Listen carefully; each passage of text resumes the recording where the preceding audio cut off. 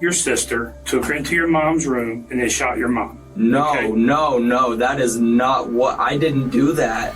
This man-child is 21-year-old Christopher Martinez, responsible for the triple homicide of his entire family mere hours ago, a crime he thinks he can get away with. Chris, stop lying. This is your time. I didn't do anything. There's information that we have and that we know that you're not telling us. I'm telling you everything that I remember. But in the interrogation we have for you, Chris is in for a rude awakening, because through secret confessions and his web of lies, detectives will get to the bottom of what happened in the Martinez home, one way or another. Your grandma specifically told us you stabbed Caden. So Chris, big moment in your life right now. Huge moment in your life. It was a cold December night in 2022, and the Martinez family had just moved into a new home in Aurora, Colorado. The family of four, including 41-year-old Estancia Martinez, her daughter Marisol Espindola, son 21-year-old Christopher Martinez, and his half-brother Caden Castaneda, had expected a new beginning in a new city. By the evening of December 10th, however, something went wrong. Estancia's parents hadn't been able to reach her, Marisol or Caden, for the entire day. Worried, they immediately contacted the Aurora Police Department at 5:15 to ask for a welfare check. When first responders did arrive, they found the garage doors partially open and the lights on inside, but nothing they could see gave them legal grounds to force their way into the house, so they notified the family that they wouldn't be able to forcefully enter, and left. This prompted the family to do a welfare check of their own volition. When they walked through the same half-open garage door, they would find Estancia, Marisol, and Caden dead, with two of them shot, while Caden was stabbed. After officers were contacted once again, they had one simple question. Where was Christopher Martinez, Estancia's son? Talking to relatives, they found out that he just so happened to appear at the home his grandparents were living at the morning the entire family was murdered. Worse yet, he had gone around telling everyone, specifically his grandma, that he'd had a dream his family was dead. Saying that to someone who's just lost her daughter, and more, immediately raised concern, prompting officers to bring Christopher in for questioning. We want to talk and hear what your story is and see what happened. Are you good with that? That's it was hard to talk about. I was like the first to see. All right. Can you try to speak up a little bit for me, just because we're recording, okay? All right. So what I need for you to do is just sign right here for me, okay? And it's just saying you understand everything I just explained to you. All right? Where's the 11th row? Yeah. Why don't you just tell us what happened, however you want to start and talk to us, whatever. You just tell us everything that you want to tell us, and we'll ask questions from there. Sound fair? Okay. So, after work Friday, I picked up my brother. Don't necessarily remember what time I got off. I'd say around 5-ish. Went to go pick him up. I stopped by a liquor store to get some alcohol. We went back to my house. I took 2 shots maybe. We had KFC before we ate.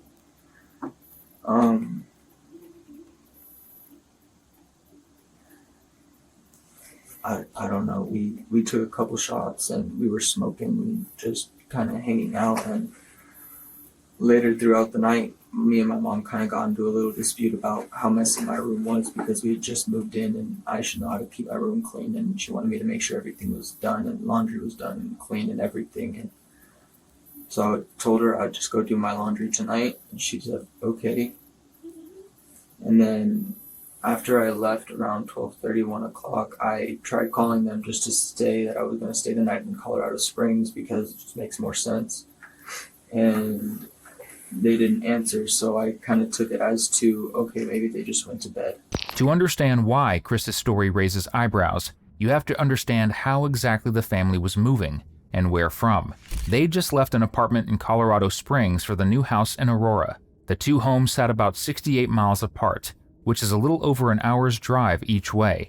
By his own account, Chris picked up Caden around 5 p.m. The two had some drinks, and at some point he got into an argument with his mom about his messy room. His solution was that in the middle of the night, he'd drive to the Colorado Springs apartment to do laundry on the exact night that his family was murdered. So at roughly 12:30 a.m., Chris says he got in his truck and drove more than an hour south, back to the old apartment, just to throw in a load of laundry. But where he went after that night is stranger still. It was pretty late already. Everybody looked tired. maybe they just went to bed.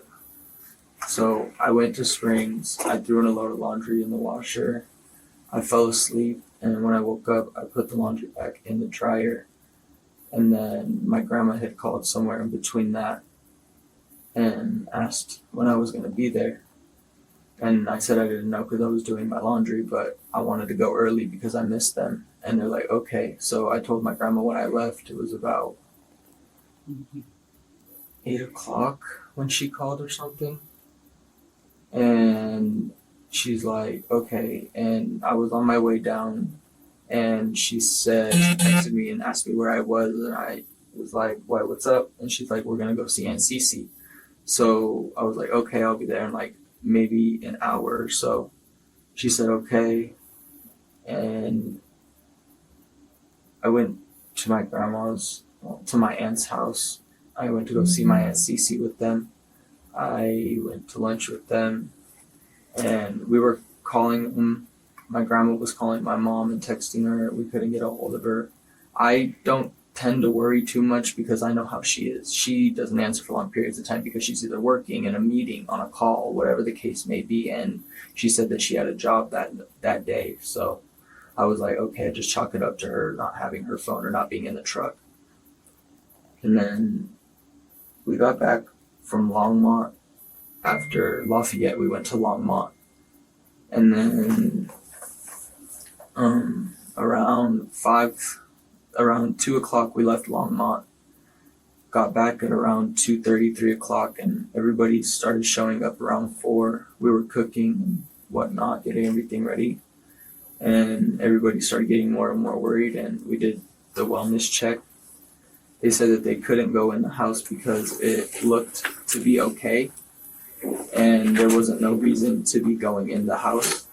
So that's when we came out, and I don't know, we got there maybe 7 o'clock, somewhere around there, I'm not 100% sure. And we seen the garage door was open. And when we seen the garage door was open, Jordan said, maybe we should just run in. And I was like, okay, might as well. So we went into the garage.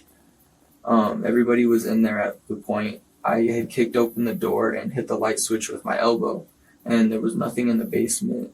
We walked upstairs, and my brother was in the chair where he last was when I left, and he had the blanket over him, so I didn't see the blood on his hand or on the chair until after I got close enough. And after I seen it was him, I thought, where's my mom and my sister? I ran upstairs and I seen my mom and my sister laying behind her, and that's when my grandpa came and pulled me away. You want to deal with that? You want to deal with that before we continue? Do you want to go over the other room? I think it's that. I think it's just the volume on the TV. Oh. Yeah, I think we should figure that out. Can you give us just a couple more minutes? We'll be right back. I promise you. Let me go fix the volume on the TV is cop speak for "you're cooked." By this point, Chris has given a full, uninterrupted account of his night start to finish, so detectives need to take the time to discuss his statements and figure out a sharper approach for questioning, because now they'll begin picking apart his story after a few more questions, which is exactly what they do when they come back. And if you love watching killers like Chris realize they're not the smartest in the room, subscribe. That's literally all we do here. All right, Chris, sorry about that, man. We're still doing okay? Do you need some water, or you still got some? Still got some? All right. Sorry about that. Our boss texted us, we had to fix something. Everything's good.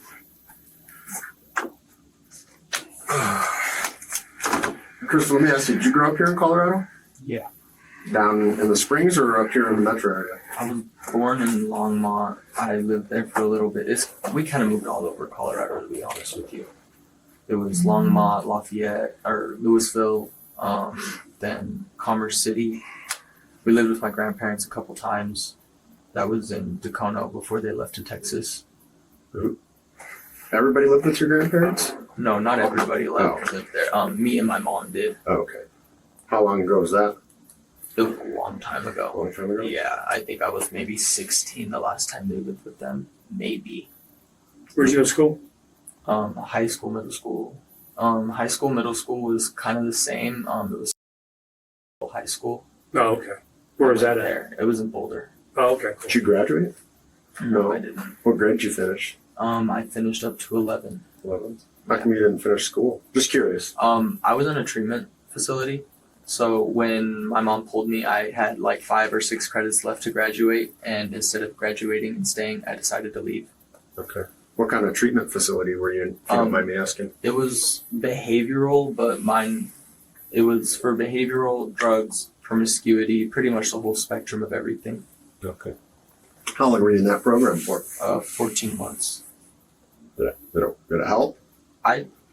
Except for helping me stop smoking, I feel like it helped me quite a bit, even the short amount of time that I was there. Is there anything that you can think of that you might have missed? Not that I can think of. No. Is there anybody or any reason to think anybody would want to do this to your family? Not to my family, no. We had just moved there like a week ago. Nobody really knew we were there. They knew we were back in Denver, but nobody knew where we were. How's your relationship with Caden? Great. He's your stepbrother, right? He's my little brother. Your little brother? Yeah. Okay. Yeah, our relationship is great. We love hanging out with each other. Does Caden live with you guys? No, he was just there visiting. Like I had said, I had picked him up after work. Okay. And that was from Mike's house. Has he not stayed at your new house before, or has No, that was the first That was the first time he'd been over there? Yeah. Okay. When you said Friday you picked up some alcohol and stuff like that, so that was like Friday night going into Saturday morning?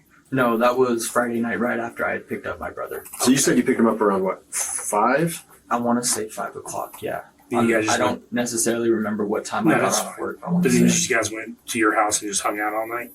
Okay. Who else was there? just my mom and my sister. I asked my mom if her boyfriend was coming over, but she said no. So, Right. What were you guys doing? Just chilling? just chilling. My brother rolled a couple. I poured us some shots, and it was just a chill night. Nothing really went sideways at all. Was it just the two of you guys drinking? It was me, my sister, and him. My sister took a sip and kind of like spit it out because it was nasty. What were you drinking? Patron, silver. Yeah, that's nasty. Yeah. Was it warm? No. It was chilled? It was chilled, yeah. But yeah, she had that little sip, and then I had 2. Caden probably had like 3 or 4, maybe. No arguments or fights? Except for the In-house? little dispute that me and my mom had, nothing. So when did that happen? Was that after a couple hours after you guys had been drinking and hanging out, or I would say so. It happened around 11 o'clock that she actually like started to get on me about it. and it was about your room being, And it was about my room and how messy I was being and how I need to stop and all that. which room is yours in the house? The small square one to the right, the first bedroom. So is it upstairs or Upstairs. Upstairs? Yeah. And whose were the other? I haven't been in the house, so I don't know. So if you go up the stairs, So if you go up the stairs, it's my room, a bathroom, my sister's room, and my mom's room. now when you say it was just a little argument, I mean, yelling and screaming? No, nothing at all like that. It was more like mentoring, I guess. I can't really think of the word right now, but she was getting on my head, but she wasn't being rude. She was being more mom-like, you just need to stop being a messy, kid. There's one detail Chris glosses over here. When he and Caden come back from drinking tequila that night and smoking, the two of them did have an argument. According to what he told his grandparents, the two fought over Caden talking too much, with Chris becoming increasingly frustrated. Whether this was the trigger for him murdering his family or not is something detectives still need to figure out. So after that happened, you had a little bit of an argument. did you go back to chilling and drinking and smoking? Well, I went down and I finished the rest of the joint that was rolled that I rolled. And then I went upstairs to talk to my mom, and I was like, I'll just gather a bunch of stuff right now and I'll go wash it in Springs. And she's like, okay, do what you need to do. Do you guys not have a washer here? No, we don't have a washer and dryer yet. They were actually at Rent-A-Center, I want to say maybe 2 days ago, looking at washer and dryers. So do you guys have your own washer and dryer at At the place in Springs, yeah, it came fitted with one. Okay. Do you guys still have a bunch of stuff in that apartment? Not a bunch of stuff. It's more like miscellaneous shit, pictures and whatnot. Do you have a bed there? No, I used whatever blankets I had when I was there. Okay. All our beds were the first thing moved. All right. So you gathered up, how much clothes do you think you gathered up? Probably just enough to last the week. Was it just your clothes? Or Yeah, it was just my so clothes. It was like work clothes and pajamas and shit like that. So you gathered your clothes up. What time do you think that was at? Between 12 and 1:30 when I left, because it really didn't take me that long, honestly. It was just throwing stuff into a basket. Okay. And then was everybody awake when you left? Everybody was awake when I left. My brother looked like he was about to fall asleep, so I just kind of left him there. So where was your brother at when you left? He was on the chair when I left. And then where was your mom and sister at? They were upstairs. I don't know which rooms they were in, but they were upstairs. I kind of just yelled and said, I'll be back tomorrow. Okay. Do you know if they were asleep or the lights on? No, the lights were on. The hall light was on. And then I left my light on accident. Okay. And then when you left, did you go out the front? Did you go out the garage? I went out the front and jumped in my truck. Okay. And what kind of truck do you have? It's a big Dodge Ram with a flatbed. And it has a bunch of equipment for my work on it. Okay, so it's a work truck? Yeah. So you drove that down to the Springs? Yeah, that's the only ride I have right now because my actual car is in Springs and we haven't had time to go and get it. Okay. What's your other car? Dodge Caliber. You had that for a while? I'd say the better part of a couple of years, yeah. I had a Dodge Caliber. It wasn't a very good car. It's not great. It's not the greatest. I'm not gonna lie. So you said about 1:30 you left? Between 12 and 1. Yeah. Okay. 12:30 and 1 I left, yeah. And then how long did it take you to get down to the Springs, do you think? I would say maybe 45 minutes, 50 at most. Okay. Because there was like no traffic. And then what did you do when you got to the Springs? Well, on my way to the Springs, I had called my mom to tell her that I was going to stay the night over there just so she wouldn't worry. And then they didn't answer. So I was already 20 minutes down the road, 20 minutes gone maybe. And I was like, okay, maybe they just fell asleep. I'll call back in the morning. So that's what I did is I called back in the morning, still no answer. Okay. Did you just call your mom or did you call your sister? I called my mom and my sister. Did you try calling Caden? No, I didn't. I thought his phone would be off because honestly, every time he's with me, he just lets his phone die. Okay. So I don't necessarily always try it when he's with me. When I've seen him, I usually just call people that I know would be around him. Okay, so you got to the Springs. Let's just say 1:30, 2 o'clock. Okay. Yeah.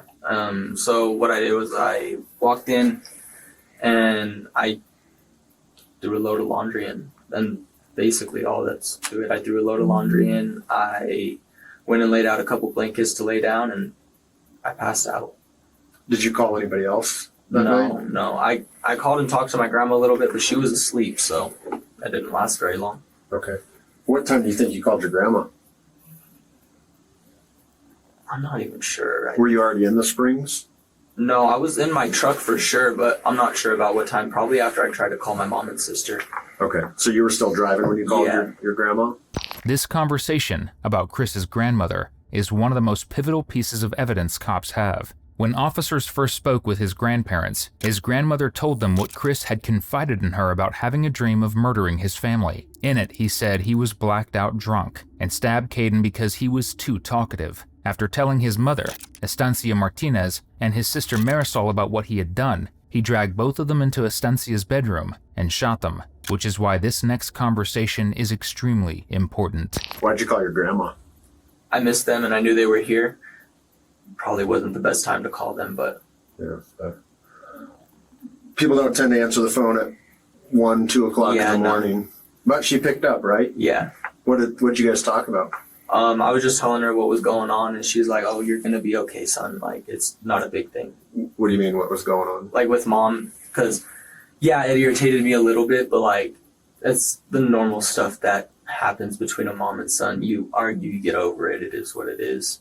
And she's like, son, you guys do this. It is what it is. You'll find a way to deal with it and make up and whatever. And I'm like, yeah, you're right. Didn't last very long, but How long do you think you talked to your grandma for? maybe a minute or two. Is that normal for you to Oh yeah. call your grandma? You talk Yeah. to her a lot? Yeah, my grandma is my favorite person in the world almost. Yeah. How often do you talk to your grandma in a week? Well, since they're in Texas now and I'm working 24/7, probably about once a week I try to call. But That's still pretty good.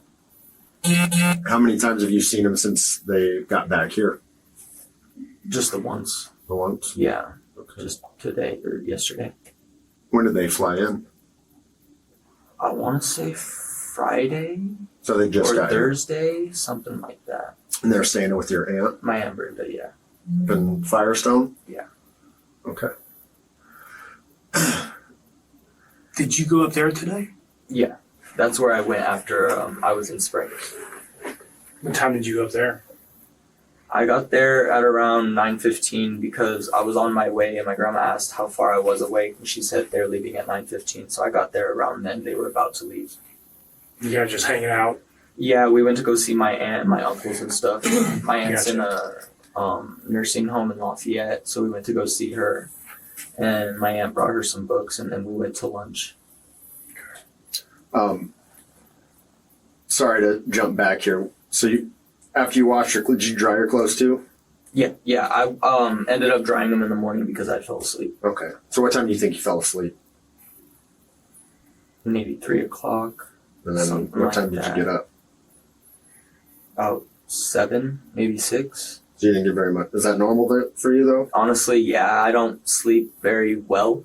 Okay. So, Is there a reason? no, Yeah. honestly, I honestly don't know the reason. If I don't fall asleep before 11, I usually just won't sleep at all. And it's just the way my body works. Because if I fall asleep, then I won't wake up at all for work or nothing like that. So, I try to get to bed before 11. So you got a couple hours of sleep, and then did you call your grandparents? No, they called me. Okay. Yeah, she called me and she's like, so what's going on? And I'm like, I don't know. I want to come and see you guys because you guys are already here. So I'm going to come a bit early. And mom has a job in the morning. She told me last night she had a job to go take some signs and cones to. So I was like, okay. And I headed over there after I got all my clothes put back in my basket and fixed and got there about 9:15, like I said. Because that's when they ended up leaving to go to Lafayette. Okay.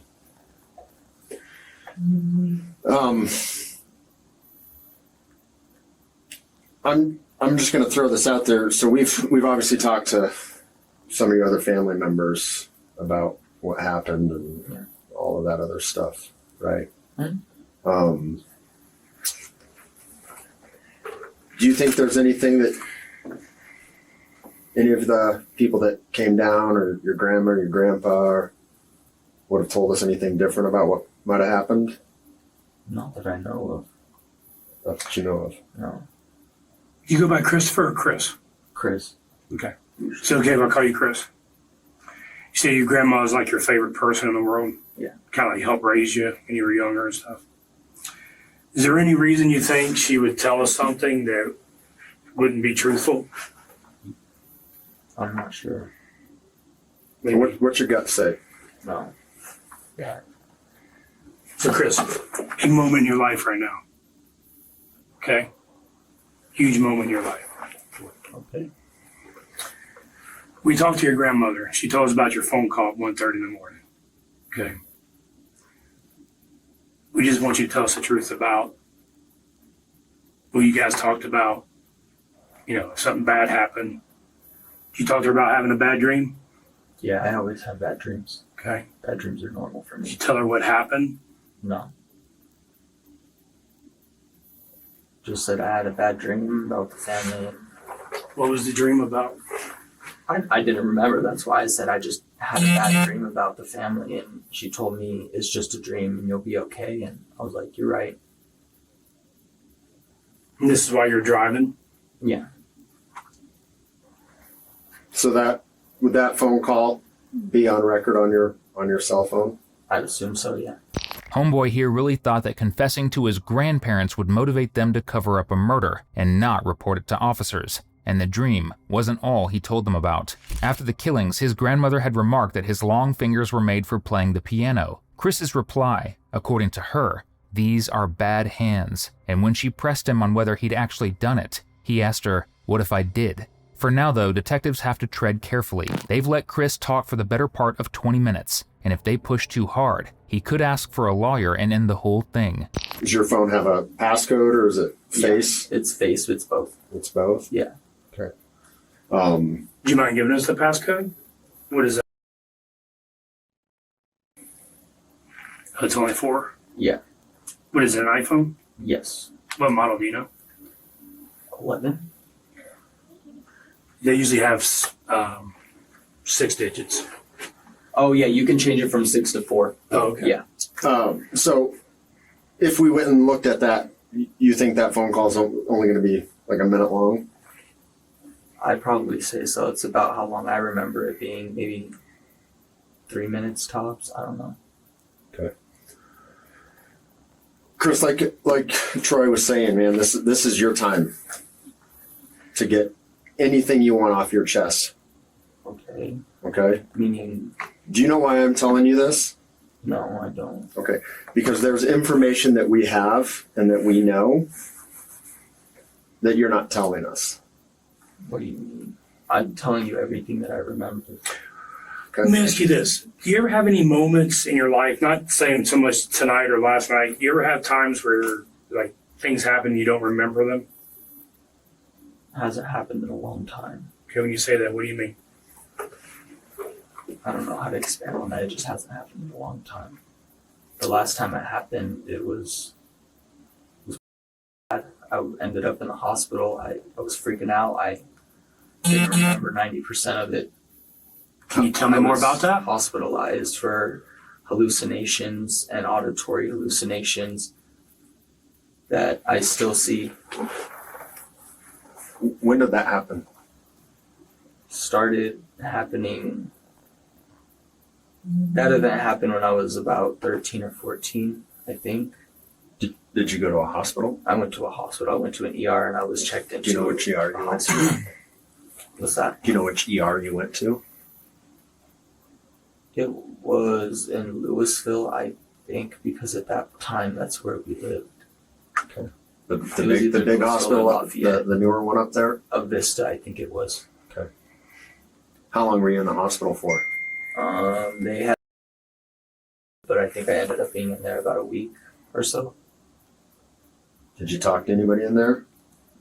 I made a couple friends, but after I got out, I didn't really talk to them, no. Okay.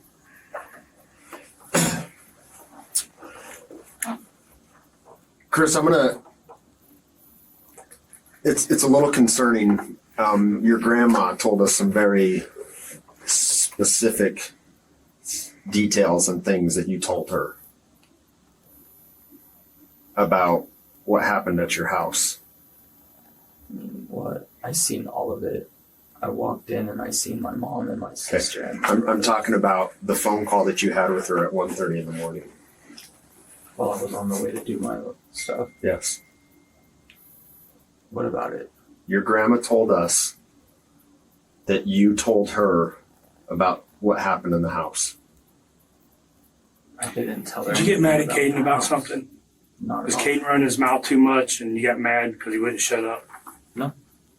Me and Katie usually have a pretty good relationship, and when that stuff happens, we can solve it pretty quickly. Chris, let me tell you something, okay? When I say big moment in your life, big moment in your life, okay? You need to be able to explain this stuff. Your grandma specifically told us that you got mad at Caden because he wouldn't shut his mouth. So you, Caden, your sister, took her into your mom's room and then shot your mom. No, Okay. no, that is not what, I didn't do that. Well, she has no reason to lie to us. She said, Why "This is would what-" I be mad at my brother? Dude, I don't know, but I'm telling you right now, okay, this is what we're told by your grandmother. So, and I'm not mad at you, anything right there, but I need to understand why this happened. I don't know. I don't remember. I didn't do this. Did you go do your laundry because you had blood on your clothes? No, I did laundry because my mom was mad about it and she wanted me to clean up my room, fix everything up.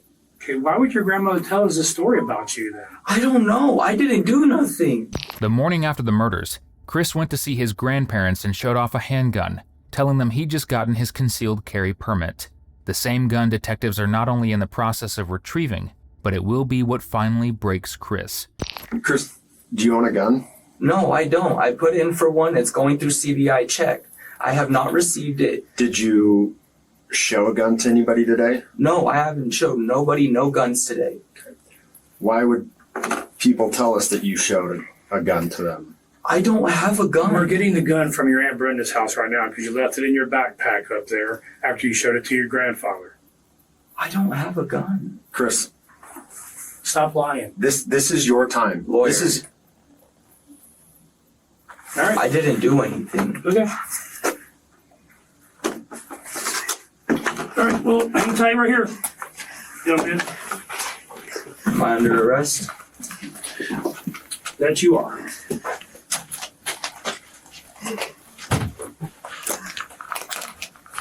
There's a specific way you have to invoke your right for a lawyer for an interview to actually stop. When a suspect uses vague, half-formed phrasings, detectives often use that loophole to keep on pressing, even if it's risky. In this case, they don't need to, because Chris has already buried himself as deep as a murderer possibly can. In October of 2024, Christopher Martinez pleaded guilty to 3 counts of second-degree murder. The original first-degree charges were dismissed as part of the plea. On January 3, 2025, he was sentenced to 120 years in prison, 40 years for each life he took, to be served one after another. Our thoughts are with everyone who loved Estancia, Marisol, and Caden. We hope you enjoyed today's video. 85% of our viewers aren't subscribed, so if this is the kind of content you come back for, just hit subscribe. It's the single biggest thing you can do to support the channel. If you want to keep watching more, check out one of the most intense cases we've ever covered right here, or catch up on our latest upload right here.